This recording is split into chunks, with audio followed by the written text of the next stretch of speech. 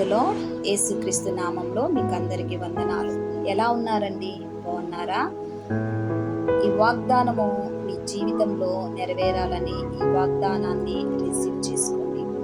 ఈ దినము కొరకు దేవుడు మనకిచ్చుచున్నటువంటి వాగ్దానము చూద్దాము. పేతురు రాసినటువంటి మొదటి పత్రిక 3వ అధ్యాయము 9వ వచనము మొదటి మాట నేను చదువుతున్నాను, గమనించండి. ఆశీర్వాదమునకు వారసులవుటకు మీరు పిలువబడితిరి. ఆశీర్వాదమునకు వారసులవుటకు మీరు పిలువబడితిరి. ఈ లోకంలో మనము శాపముతోనో పాపముతోనో రోగముతో కలిగి ఉండటము దేవునికి అస్సలకి ఇష్టం లేదండి. అది దేవుని చిత్తము కూడా కాదు, అది దేవుని ప్రణాళిక కూడా కాదు.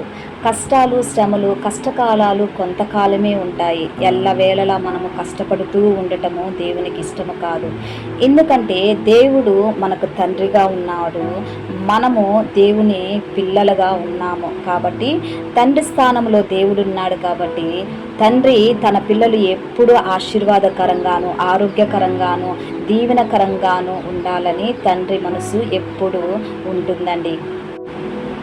దేవుని యొక్క పిలుపును అందుకున్నటువంటి మనము మనల్ని ఆశీర్వదించడానికి ఆయన ఎంతగానో ఇష్టపడుతున్నాడు.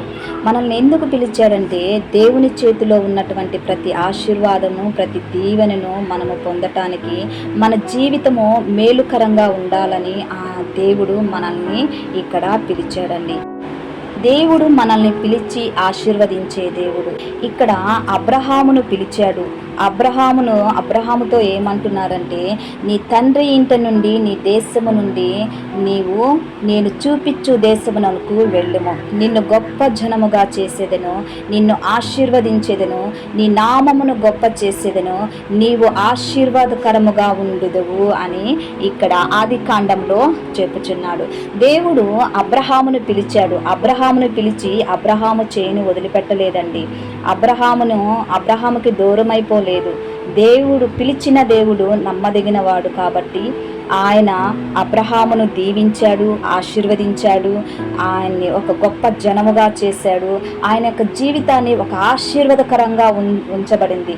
ఈరోజు మనమందరము అబ్రహామును గురించి చదువుతూ మన జీవితంలో కూడా అబ్రహాము లాంటి ఆశీర్వాదాన్ని మనం పొందాలని, అబ్రహాము లాంటి విశ్వాసం మనం కలిగి ఉండాలని మనము ఈరోజు కోరుతున్నాము. దేవుడు మనల్ని అత్యధికంగా ఆశీర్వదించడానికి, దీవించడానికి ఆయన ఇష్టపడుతున్నాడు. ప్రార్థన చేసుకుందాం. ప్రార్థన చేస్తున్నప్పుడు నాతో కలిసి ఏకీభవించండి. ప్రార్థన. దేవా, స్తోత్రం నాయన, సర్వశక్తిమంతుడా, నీ కొందనాలు. ఇక ఉదయకాల సమయంలో చక్కటి వాగ్దానంతో మీరు మాట్లాడారయ్యా. ఆశీర్వాదమునకు వారసులవుటకు మీరు పిలువబడితిరి అని మీరు చెప్పారు మా ప్రభువా. అయా, ఒక విశ్వాసిగా మీరు మమ్మల్ని పిలిచారు, ఒక సంఘ కాపరిగా మీరు మమ్మల్ని పిలిచారు, ఒక ఇవాంజలిస్ట్గా మీరు మమ్మల్ని పిలిచారు మా ప్రభువా. పిలిచిన దేవా, నమ్మదగిన దేవా, మీరు మమ్మల్ని ఆశీర్వదిస్తున్నందుకు, దీవిస్తున్నందుకు మీకు వందనాలు చెల్లిస్తున్నాను. నీ ఆశీర్వాదము మా మీదకి రానికుండా అడ్డుపడుతున్న ప్రతి దురాత్మ శక్తులను యేసు నామములో బంధిస్తున్నానయా.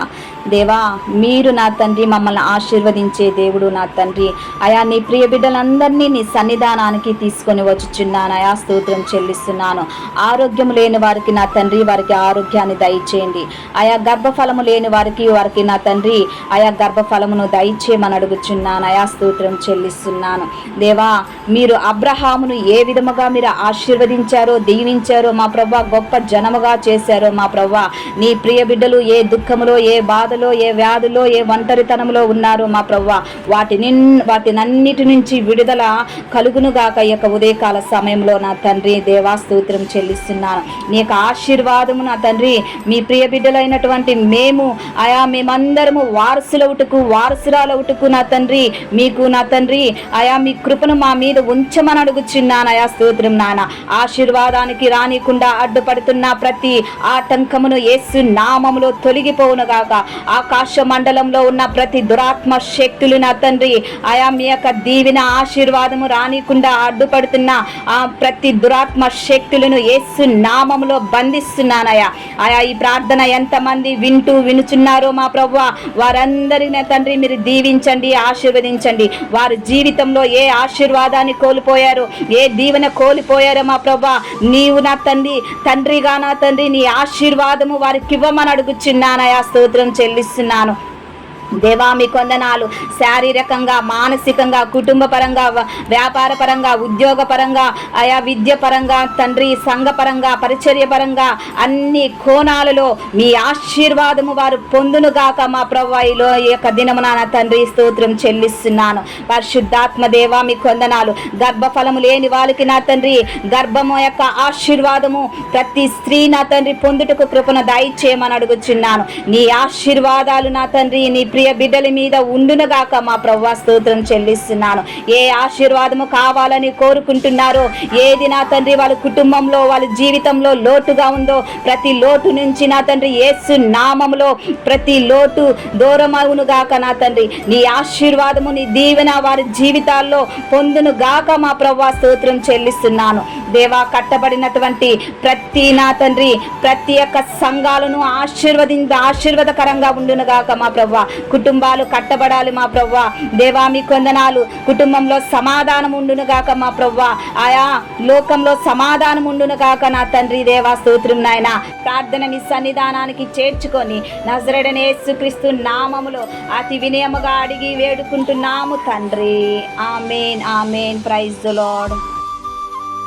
ఛానల్ని చూస్తున్న ప్రతి ఒక్కరూ లైక్ చేయండి, షేర్ చేయండి, సబ్స్క్రైబ్ చేయండి.